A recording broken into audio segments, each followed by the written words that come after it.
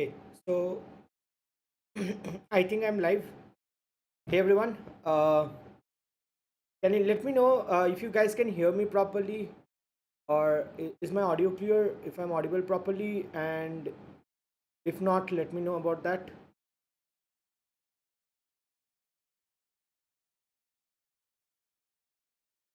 Uh, so yeah, let me know if you guys can hear me properly, if the audio is clear, or if there's some problem with that.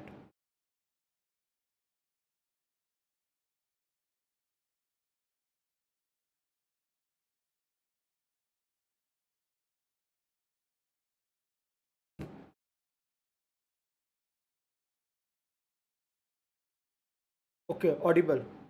Awesome, thank you. So yeah, so we'll look into the solutions quickly, but yeah, like before that, let me know how was today's contest. Like, how were the problems? Were they good? Were they bad?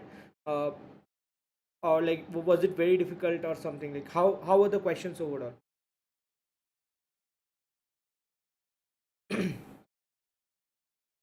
Okay, so yeah, let me know how were the questions.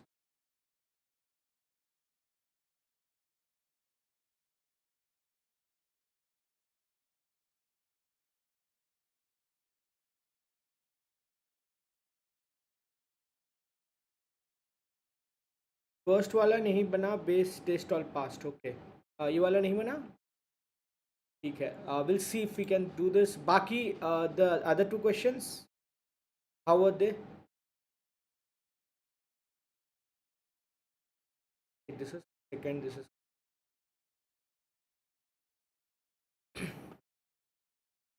चलो. I think one of the test case in Q2 may be wrong. 80 minus 1 output 3. Okay, let me know whenever we move to Q2. Let me know about this test case. We'll try to like solve for this as well and see if this is wrong or this is correct. I couldn't give the contest, but still here to learn. Okay, that's fine. Same issue, Matthew. Cool. Okay, so if it was wrong, we'll see like if it's wrong. Okay, so given a binary search tree. Okay, let's start with the first example. First question, sorry. Given a binary search tree and a target value, you have to find the node whose data is equals to target and return the sum of nodes data which are vertically below the target node. Initially, whose data is equals to target, okay, and return the sum of the nodes which are vertically below the target node. Initially, you are at the root node. The target node is not present in the BST, return -1. So target is 35 given to us and we'll have to return 32 because 32 is vertically below 35. Okay, got it. So got it, we have to sum. Okay, so the ones that are vertically below, we just have to sum them up, right? And not work when submitted. Okay, okay, we'll see how we can solve that. So 25, and here also let's say the target was 25. So 25, this is matching. So all the nodes vertically below 25, what are vertically below 25? 22 and 30. So it should be 52. Yes, 52. So we have to find the sum of these nodes, right? So on a high level, what we want to do is for each node we have to maintain like, first of all, definitely we have to travel on the subtree, right? We can do a DFS for that, but also we have to be careful that we are only adding up the nodes that are vertically below. Now, what is the condition for a node to be vertically below? So we can do something like this. Let's say uh, this node has a deviation. Let's call that factor a deviating factor, right? This node has a deviation of 0 or a x coordinate of 0, right? X coordinate of 0. This, whenever we move to the left, we'll do x coordinate minus equals to 1. Whenever we move to the right, we'll do x coordinate plus equals to 1. So this node has a x coordinate plus 1, right? Sorry, minus 1. This node has a x coordinate plus 1. So now here from -1 you are moving to the right, so you will do +1 to that. So the x coordinate becomes 0 for this. So this is kind of vertically downwards 25, right? Similarly, 35 has a x coordinate of +1. Now when you go to the left, you do -1. So +1 -1 is 0. Again, this node also has a x coordinate of 0, which is vertically downwards 25. So we have to add up these two nodes. If you see, no other node will have the same x coordinate, will have the x coordinate to be 0. Right? This one will be -2. This one will be +2. This one will be 1. Right? So this one is vertically below 35. So yes, left is -1, right is +1, right? So we have to maintain that, and after that it is pretty straightforward.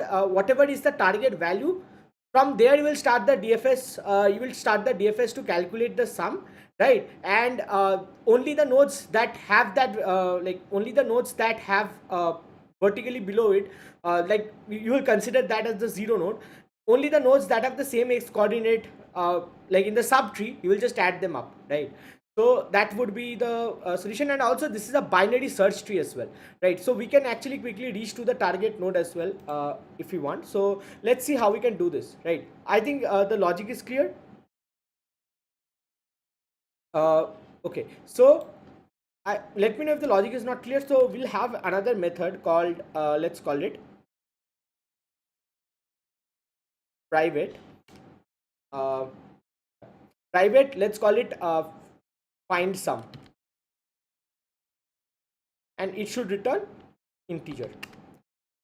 Find sum integer. Now we are at a node, so let's call it current. So node star current, and we also want what? We want the current x coordinate, right? Int x coordinate. Let's call it x, or x coordinate. Let's call it x might not be very clear, so let's call it x coordinate, right? So for each node we'll maintain x coordinate. So what we want is, again, like we are starting the DFS, the find sum will be started only from the node that matches the target.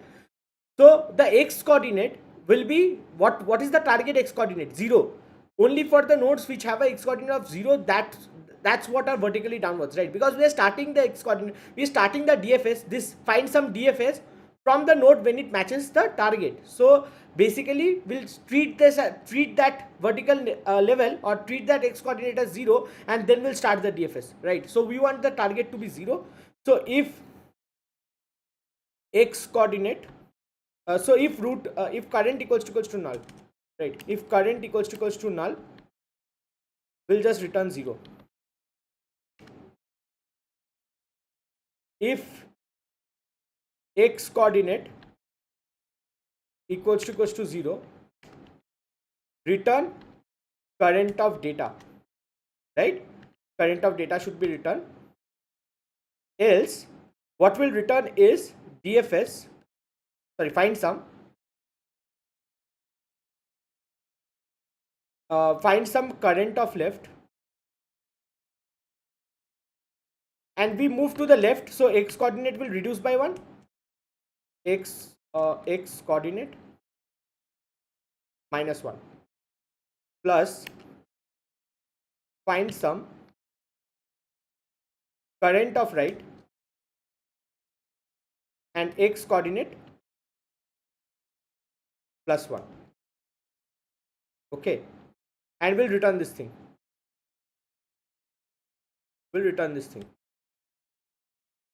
Okay, now here what we'll do is, if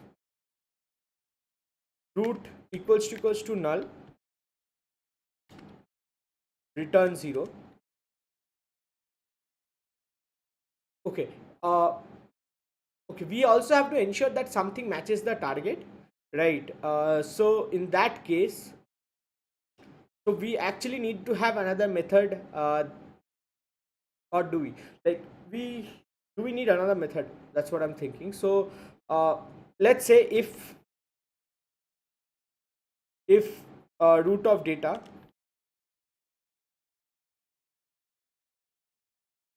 equals to target, if root of data is equals to target, so this should return actually -1. If we reach a end node, it should return -1. Root of data target, we should return find sum root of left, and -1, sorry, -1 plus find sum root of right and plus 1, right? Okay, so if it is matching the target, else if it is not matching the target, in that case we'll move to the left hand. Now it is a binary search tree, right? So we'll move to the left, like all the elements on the left should be smaller, all the elements on the right should be greater. So else if we can compare like this, right, that root of data is less than target, that is we want something greater, so it is on the right hand side, it should be on the right hand side. So return vertically down bst root of right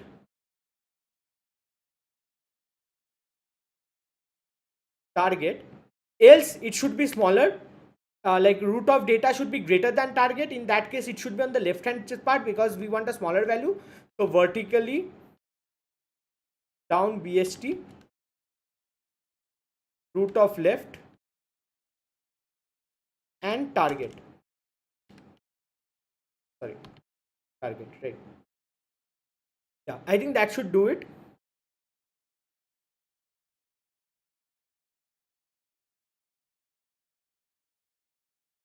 If target not found, yes. So if we reach, so see, we are always taking a path optimally, right? Like if it is less than target, we know that it should be on the left hand part. If it is, or on the right hand side, if it is not, if it is greater than target, we know it should be on the left hand side. So we are always taking this. So if we reach a null node, that means we have not found the target. So in that case we return a -1. Otherwise if it is matching to the target, in that case we'll return the find sum. Otherwise we'll like move to the left or the right. So let's try to run this.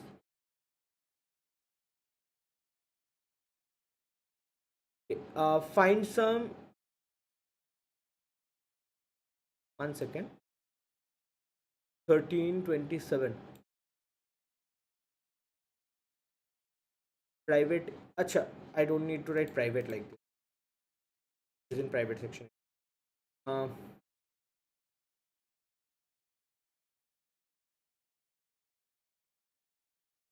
Vinay, congratulations Vinay, very nice. So I think we should not immediately return current data if x coordinate is 0. Okay, as there can be nodes below this node that have x coordinate as 0, right? Yeah, private is anyways by default it's private. So it is said that only, right, you have to find all the nodes which are vertically below the target node, vertically below. So I don't think it is just one level, it can be multiple levels down.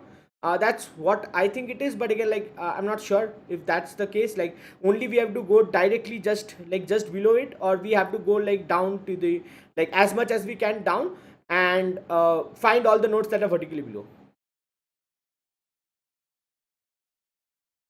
So let's try to submit this and see. Okay, correct output. Okay, we are definitely taking less values, we have not taken greater values. Okay, so let's see where have we gone wrong, right? Okay, so first is we are going to find some root of left -1 and root of right +1. Okay, actually vertically downwards, right? So yeah, we also need the other like there might be some nodes from the left subtree that are actually coming down, right? Like let's say it has gone to the left. Okay, so let me try to explain this like this. So yeah, I think we have to go for level order traversal. So problem is, let's say we have something like this. So right now what we are considering is, let's say this is matching the target, so we are considering only this subtree, right? But there might be a case where it is something like this,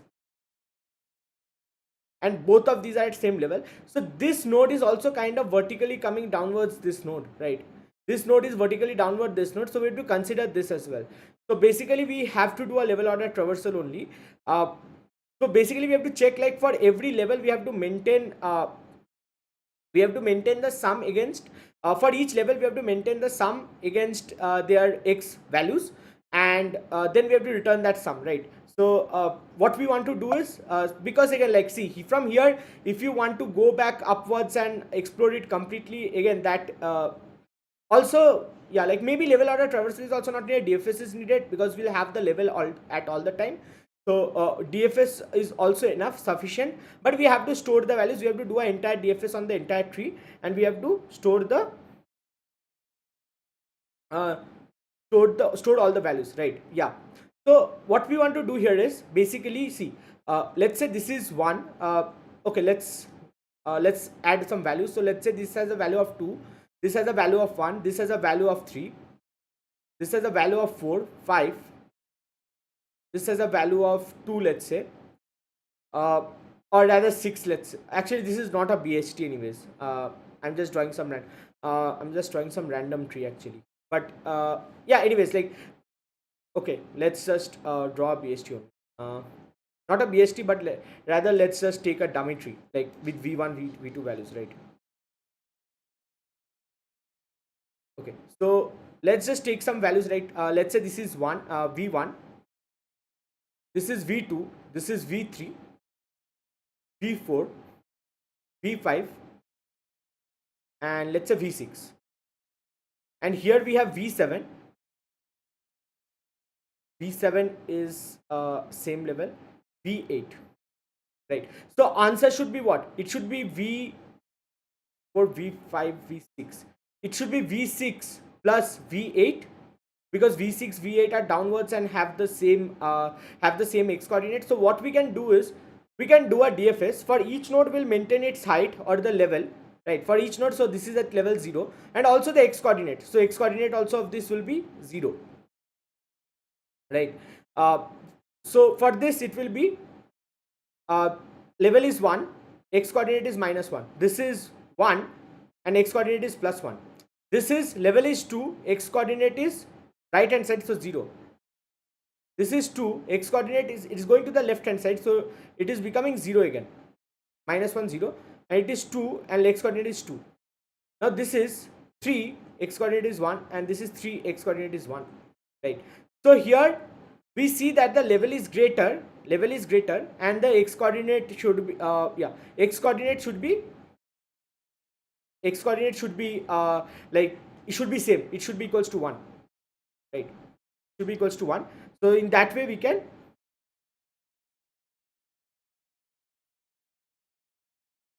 just check if x coordinate is 0. Okay, if x coordinate is 0,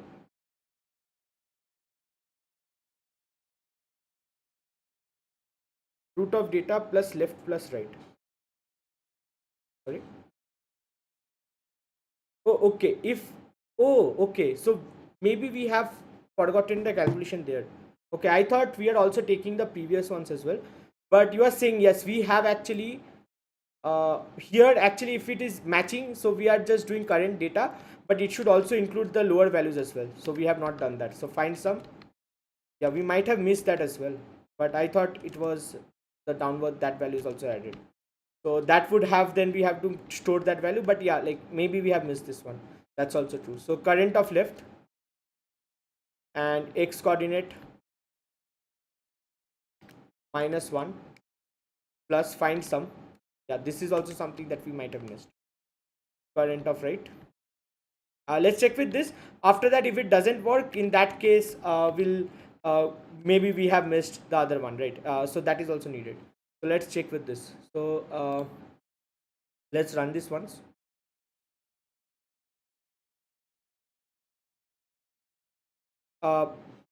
Yes, so BST property is only being used to quickly locate the target, but yeah, like we can always do that also as well. Like it is not necessary for it to be a BST. So we can always, like, without BST as well, we can do it. Yeah. So we had missed this thing, right? So vertically downwards means within the subtree only. It doesn't mean outside the subtree. So we were considering outside the subtree, but again, like if the problem is like outside the subtree, so in that case we'll just have to store the sum against their corresponding levels, right? And we'll only take the levels greater than that and having the same x coordinate, and we'll pre-compute all the x coordinate and their levels, corresponding levels, right? So that should be it. But yeah, like here what we had missed was whenever we reach a x coordinate 0, we were just returning current of data, but there might be within the subtree as well multiple values for that node, right? So we didn't consider that. That should be considered. So this is something that I added, right? So yeah, we can do using level order traversal as well, or you can just do it using DFS as well. You do not have to do it something like this and store the values. There are multiple ways you can solve this. And also thanks to Karan for pointing this out. I had missed that. Thank you. So yeah, let's go to the second problem. And I think second problem, many of you are telling that the test cases are wrong. So can someone give me the test case where it failed for you? Like I think Matthew or someone had pointed out a test case. So just you can share it with me in some time. Just let me read the problem statement quickly once. And after that, let's actually walk through the test case quickly. Okay. So Geek is on one side of a river which can be crossed by stepping on stones which is present in the river. Okay. Every stone every stone has a number on it representing the value of exact step geek can move. If the number is positive, geeks can move right, and if the number is negative, geeks can move left. Okay, so there are some stones in front of you. Like just assume you are on one side of the shore, and on the other there is another side of the shore. There are some stones in front of you. Now the value at the stone represents what is the number of steps the geeks can take. If it is positive, they can move forward. If it is negative, they can come backward, right? Bad stones are defined as the stones in which if geek steps will will reach a never-ending loop, where the good stones are the ones which are safe from never-ending loops, right? So basically, what is a bad stone? It is defined as bad stone is a stone if you start from that stone, or if you reach that stone, you will always be kind of looping in a continuous loop. There is no way out in either of the shores, right? Good stones are the ones that doesn't have this loop. Like you can reach one of the shores. If you start at the, if you reach at that, from that stone, if you want, you can reach one of the shores. From in a bad stone, you cannot reach anywhere, right? If negative and or positive stones move out of bounds, for negative min for positive. Okay, if they are moving out of bounds, then take the max of 0 comma I for negative move, and mean of length. Basically, if it is like, let's say first stone has a value of -2, that means you can come back to the shore. -2 doesn't mean you will cross the shore as well. It's just come back to the shore. So more formally, we can say that if geek is moving out of bound after taking any step, then geek will stay on the boundary. Geek will not move out of bounds. Also, zero-based indexing is followed here. Good. Okay. So the test case Piyush has given is -4, -1, 3, 4, 1, -3, 4. Okay, let's write this. Let's understand with this. Okay. Okay, let's take this up second. Like first of all, let's see the sample case, and after that, but I'll just quickly write it here. -4, -1, -3, 4, 1, -3, -4. Okay, cool. So let's see the sample case quickly once, so that we understand better. So the sample case is 2, 3. So 2 means you can move 2 steps from this stone. 3 means you can move 3 steps from this stone forward. -1 means you can move -1 like backward. -2 means you can move -2. 4 means you can move 4 stones forward. 1 means you can move 1 stone forward, right? So only index 3, 5, 6 are safe.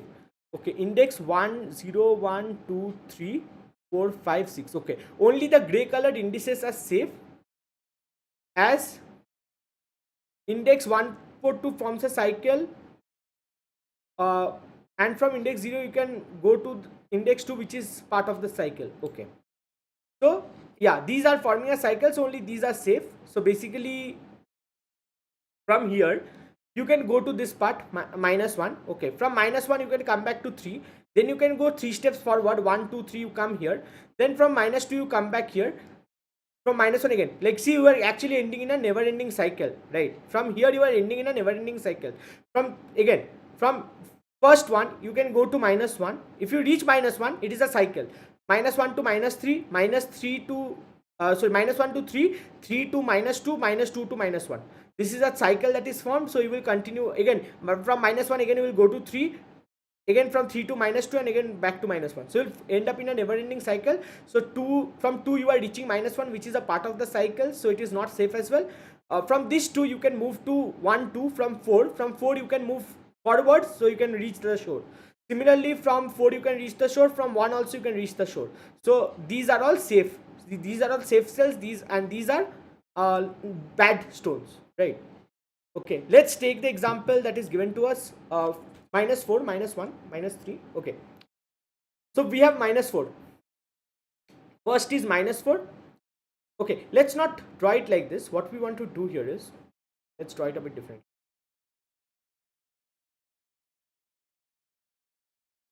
First is -4.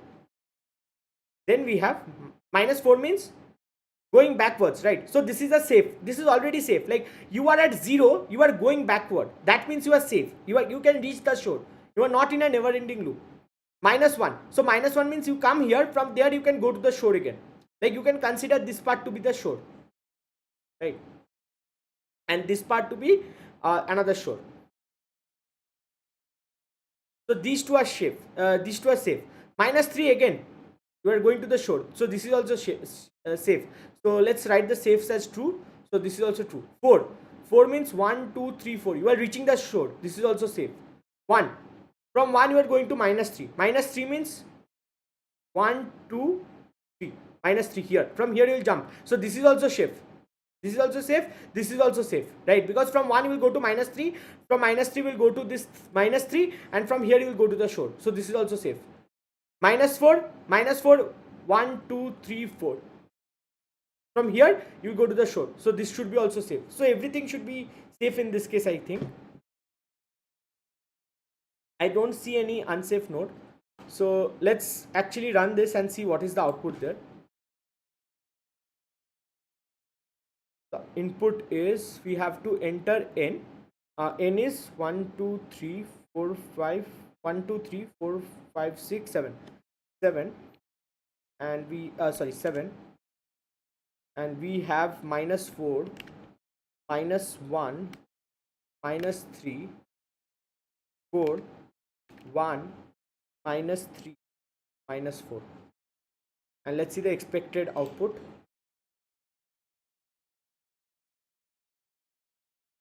Okay, it is 7. So I think the output is correct, right? So this test case is working correctly. Any other test case that you think will fail?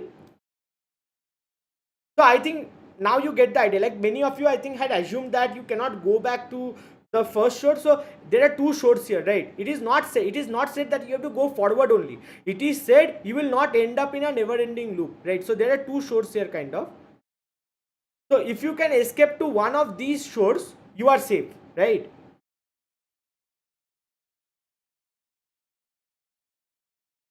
Can we use graph and cycle detection? Yes, we can use graph and cycle detection in this. So one of the ways to solve this is you will have a directed graph, right?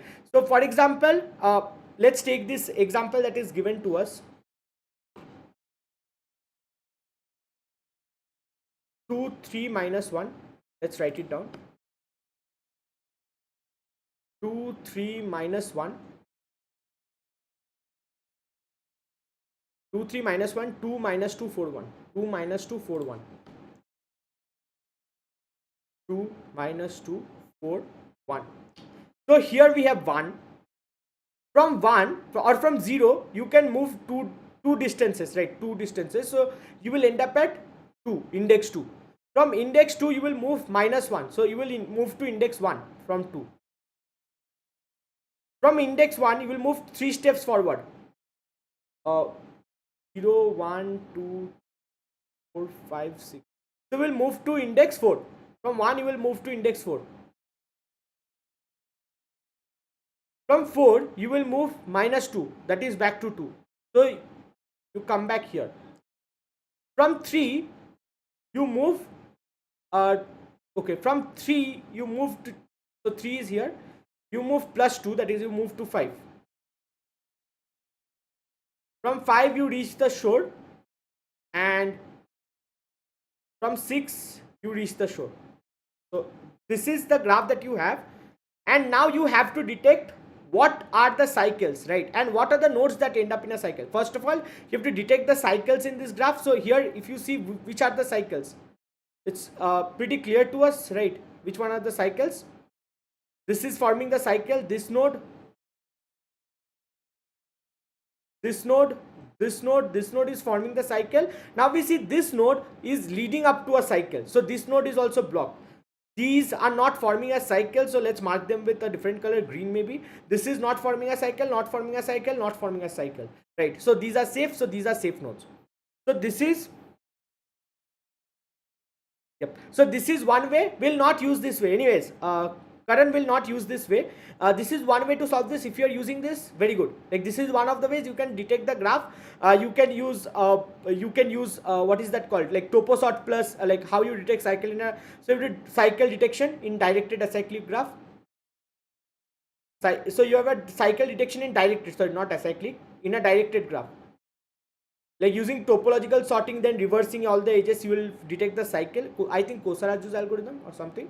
Yeah, so you will detect the cycle like that, and after that you will find out like what are the nodes ending up in. First of all, you will mark all the nodes in the cycle as bad nodes. Now any node that leads up to a cycle is marked as a bad node automatically, and the remaining parts are the good nodes, right? Okay, so this is one way to solve this. We will not solve using this. What we'll use is DP.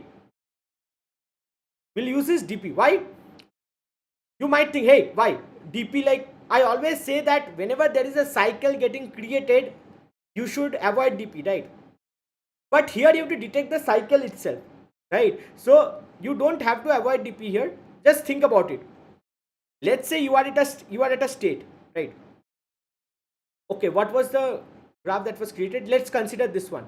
From 1 you are from 0 you are going to index 2. From index 2 you are going to 1. From 1 to 4, and we are coming back to 2.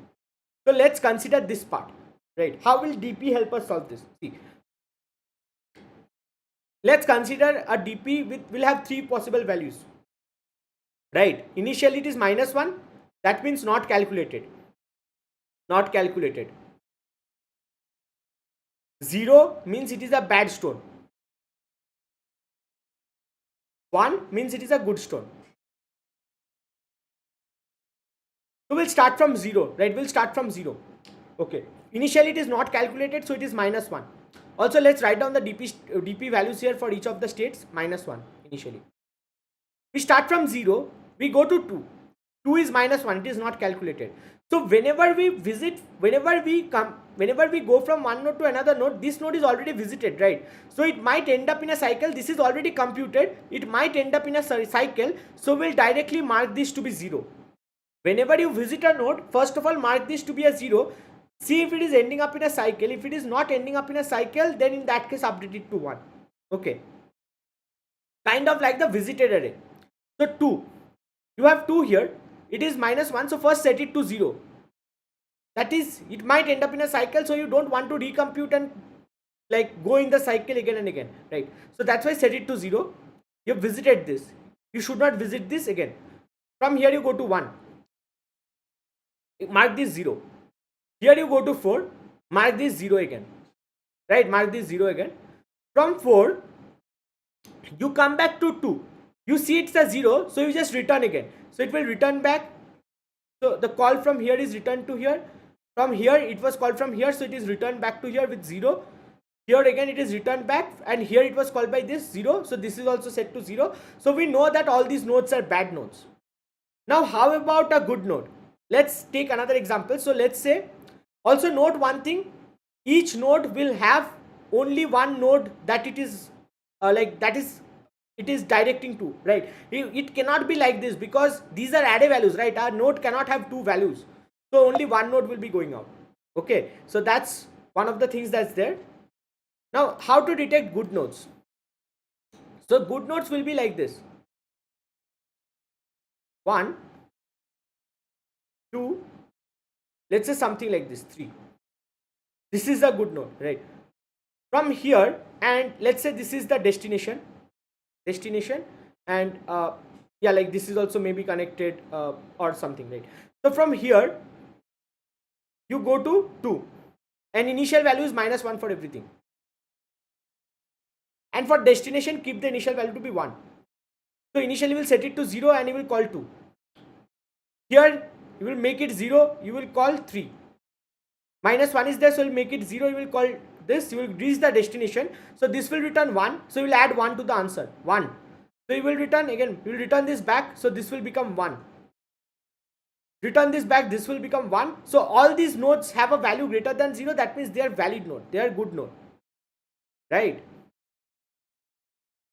So we will do the DP like this again, like we are not visiting each node more than once. That's why it is the states are kind of forming a directed acyclic graph, and we are preventing this by setting the value to be 0, the DP value to be 0 if a node is visited once, right? So that if there is a cycle, we do not end up in the looping in the cycle. So let's try to write this. The code is very simple actually. The code will be very simple for this. Just see. Okay, so vector in DP.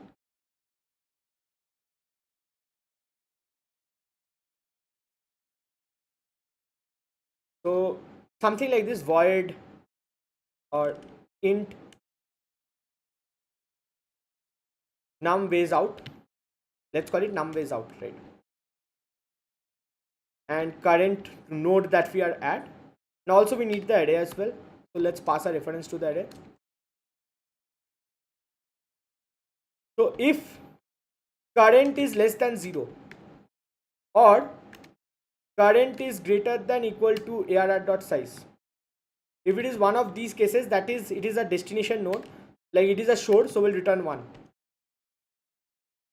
Else if dp of current is greater than equal to 0, return dp of current.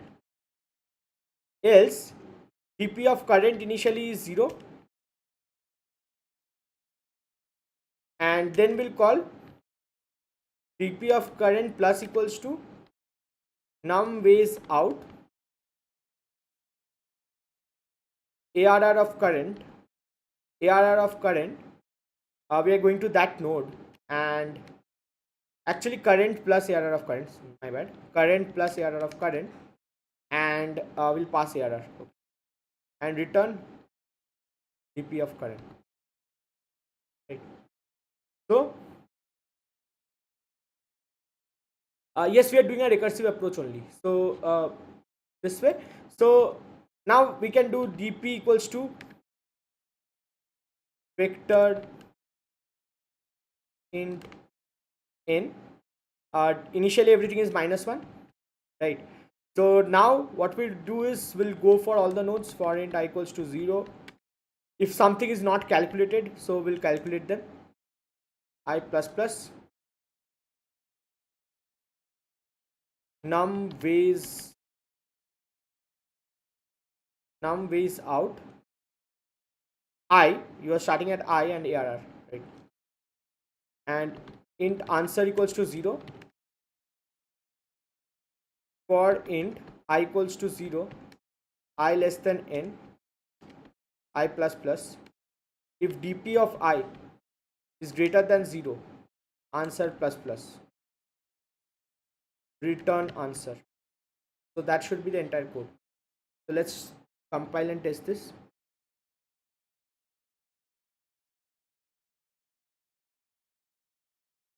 What is the intuition behind using dp? Basically the fact that we, again, like you can use graph as well, right? This is again, like I would recommend maybe graph would have been a better solution because this is a direct application where it is telling you have to detect the cycles, right? But dp is coming from the fact that again, dp will work because you are not visiting. Like when will dp not work? If you are visiting the, if you are looping on the state multiple times, right? But here we are not looping on the states. Here whenever we are at a state, we marking, we have to know that we have already visited that, so we'll not visit that again. So that's why we are not looping over the state again and again, and the value is also propagated properly, like we are setting it to 0, so 0 will be propagated. So that's why this works, right? So let's try to submit this. Yep, this works. So pretty simple code, like again, graph would have been a better way, but again, like dp also is a very simple code here, so you can do using dp as well, right? Because again, the states are not forming, although the states are forming a cycle, but our work is to prevent that cycle, right? We have to detect if there is a cycle. If yes, we have to mark that node, right? So that's kind of like the eventual state is not actually forming the cycle. So that's about the good stones. prefix suffix string. Let's come to the last question. Okay. I don't know why this has less number of submission. So yeah, given two list of strings s1 and s2, you have to count the number of strings in s2 which is either a suffix or prefix of at least one of the strings of s1.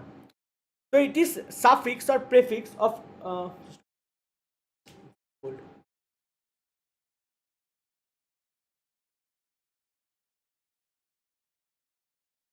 so given two list of strings s1 and s2, you have to count the number of strings in s2 which is either suffix or prefix of at least one of the string of s1, right? So s1 is cat, cat, dog, lion, like this.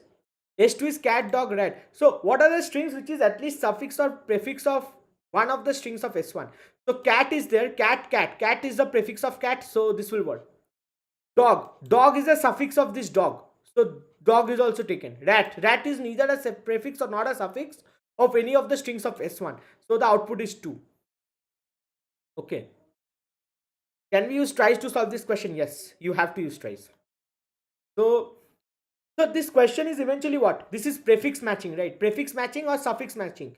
So whenever you have questions like you have a string and you have to match on the prefix, you can always think about tries, right? Prefix or suffix. How will the suffix factor work? Like prefix, it makes sense that we can use tries. But how can we make with respect to suffix? So let's say cat and dog, right? Cat and dog. Now you want to map this to dog. See, exactly like if again, this is in prefix only tries work, right? Suffix it doesn't work. Like unless it is mapping, like you are mapping something like this, it will not work, and you are actually kind of mapping like this only. So what you can do is you can convert it to a prefix. How? Just reverse this string. So god dna dac and reverse this god. So see, god is a prefix. This is a prefix, right?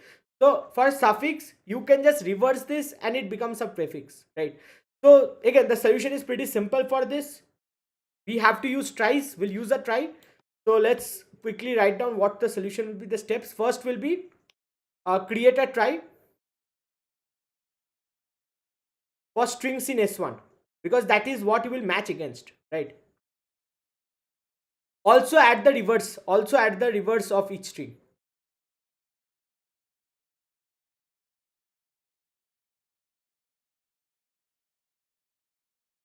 Also add the reverse of each string.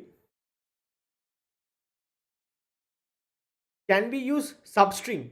Uh, Substring will increase the complexity, right?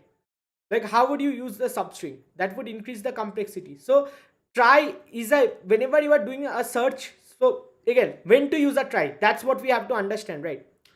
Whenever you are searching, whenever you are searching on the prefix, whenever you are searching on the prefix against a set of strings, whenever you are searching on the prefix against a set of strings, here we are doing exactly that. We are searching against this against the prefix of a set of strings. A try will be used here. Now if you do a substring, what you have to do, you have to go through all the strings in s1, see if s2 is a substring of s1 or s2 is a substring of reverse of s1, right? You can do like that. What is the complexity? It will be n into m. With try the complexity will reduce down to n plus m, right? With try the complexity will reduce down to n plus m. N into m won't pass.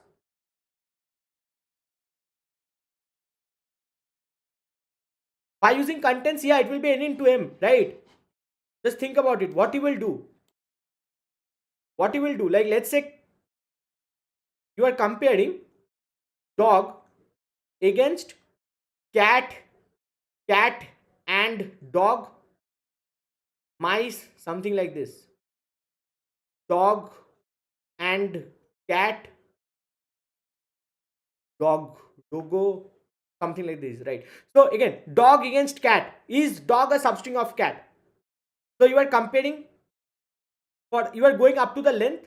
order of m. Let's say the length of this is m, right? Order of m, and there are n strings here. Cat and dog, again you are comparing order of m, like you are going for the length. Dog, uh, actually 2 into m, because you have to compare reverse as well. Mice, order of m again, order of m again almost, order of m again almost, right? So it is m, n times you are doing that, so n into m, right? With a try you don't have to do this, you don't have to do this recomputation, because in the try it will look something like this. C A T, cat will come here, cat and dog will come here like this, A N D dog, like under this, right? So cat prefix is matched already, right? Cat is already matched here only. Similarly for dog, you will have here dog or god and dog, like this, right? So that's why we have to use a try. Okay. So again, like it is just implementation problem. It is just like straightforward implementation of try. So let's go ahead with that. So we want to implement a try. So how do we want to store this? A vector. Sorry. Uh, yeah, we want a node.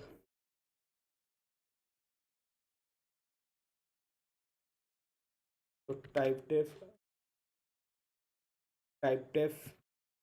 struct node,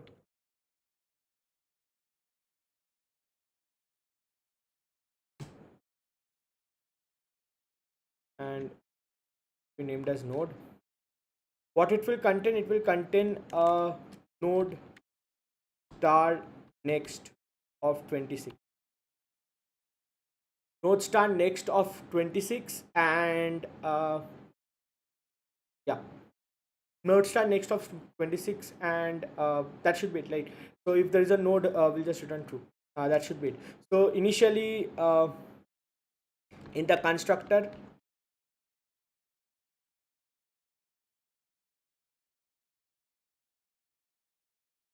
I plus plus, we'll just mark the next of I to be null, right? Again, like this is just a implementation of try, how we implement a try. So we have the node, we have this, and now we'll implement the class try, let's say. Or in fact, we can do it in solution as well. We don't need a separate class for this. So yeah, try star root node, have the root node here. And actually we'll just create it inside this only. So here we'll add two methods, public method, private methods. Void add string. So node star current, and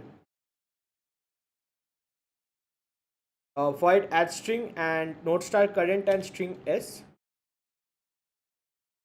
So we have to add s to the node. So let's pass the root here only, right? So node star current equals to root, and for int I equals to 0, I less than s dot size, I plus plus, int index will be int s of I minus a, right? So this will map to 0 to 26. Now this will determine the next node. So if current of next of index is equals to null, current of next of index is equals to new node, right? And current equals to current of next index. So that will add the node. Now we'll go for the search operation. So bool is prefix, right? So node star, again root and string s. So again node star current equals to root. So for int I equals to 0, I less than s dot size, I plus plus. Again we'll find the index equals to int s of I minus a if current of next of index is equals to null. That means this node is known, it is not a prefix, so return false, it doesn't match to anything. Otherwise current equals to current of next, sorry, current of next and index, and only after we have completed this entire loop, that means it is a valid prefix. So because it has matched with a node, so we'll return true after this, right? So this should be the code. Now what we'll do here is so node star try is equals to new node. So for int I for string s belongs to s1, we are going through all the strings in s of s1. First of all, add string to try, add string s to try, right? Now we'll reverse. So s equals to sorry, string reverse equal, actually it is in place, I think. Reverse s dot begin, s dot end. We'll just reverse them and also store them in the try. So reverse and add string try and s.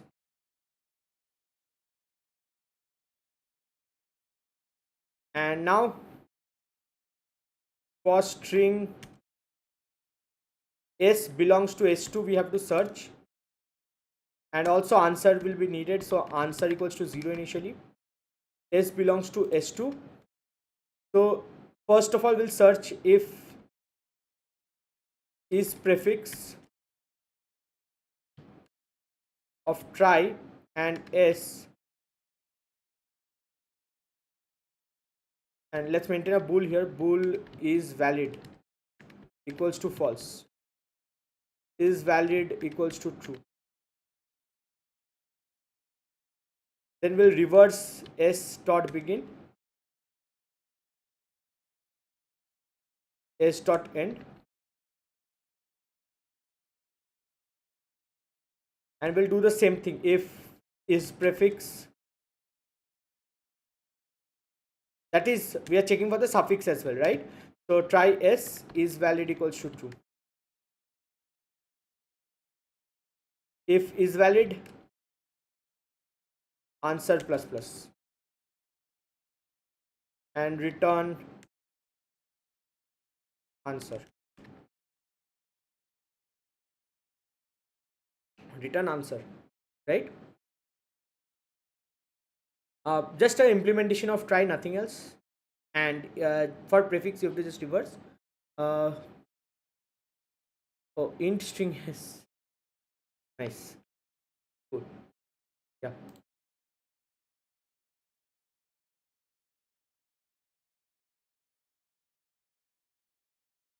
It is giving 2. Let's submit.